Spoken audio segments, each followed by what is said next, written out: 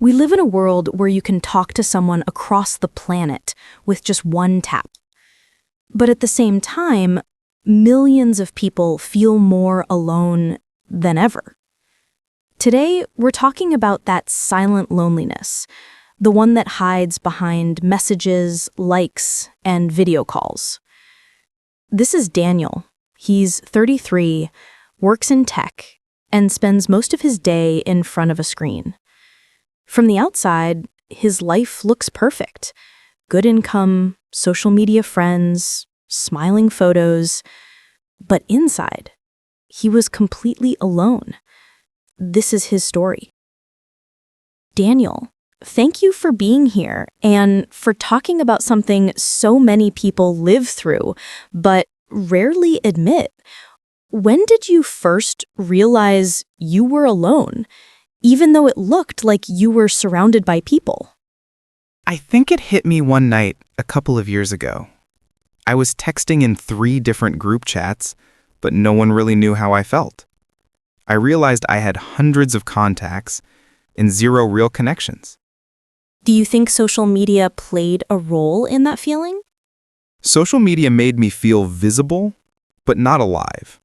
I was posting, getting hearts, replies, notifications, but when I closed the app, there was silence. I was talking more to a screen than to an actual human being. How did that start to affect you emotionally? Your self-esteem, for example?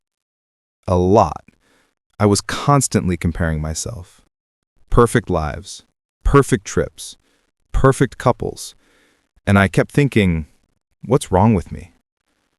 Until one day I realized everyone is editing their reality, including me. Did you try to fill that emptiness somehow? Yeah, at first with work. I told myself, if I become more productive, I'll feel better.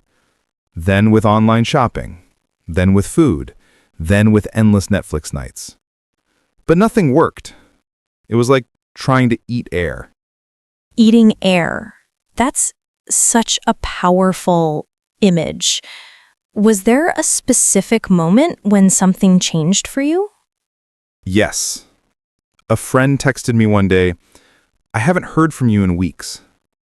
Are you okay? And I didn't know what to answer. That's when I realized I didn't want to keep living inside a screen. So what did you do after that? How did you start to change things? I started small. I turned off notifications. Then I promised myself to see one person face to face every week. At first it felt awkward. I had forgotten how to talk without typing. But slowly, I began to reconnect. I also started doing simple things without my phone.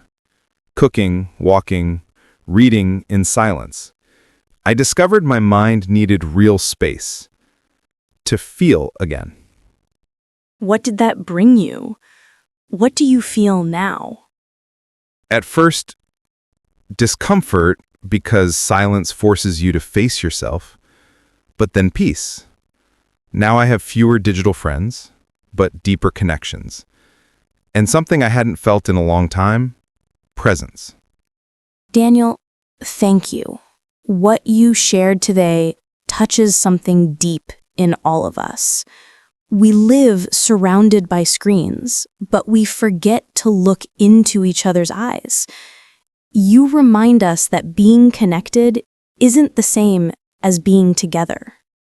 If someone listening right now feels the same way I did, I want to say this. You don't need to disappear from the internet. You just need to reappear in your real life.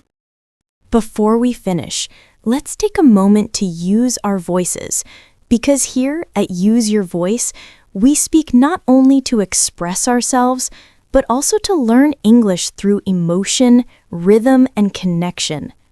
So wherever you are, take a deep breath and repeat after me. This is your shadowing moment. It's okay to rest.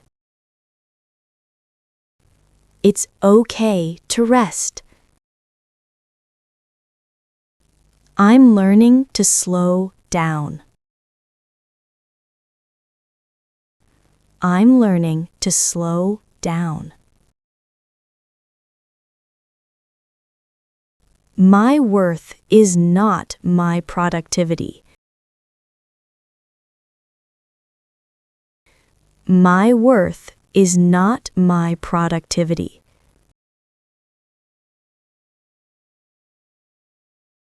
I'm reconnecting with real life.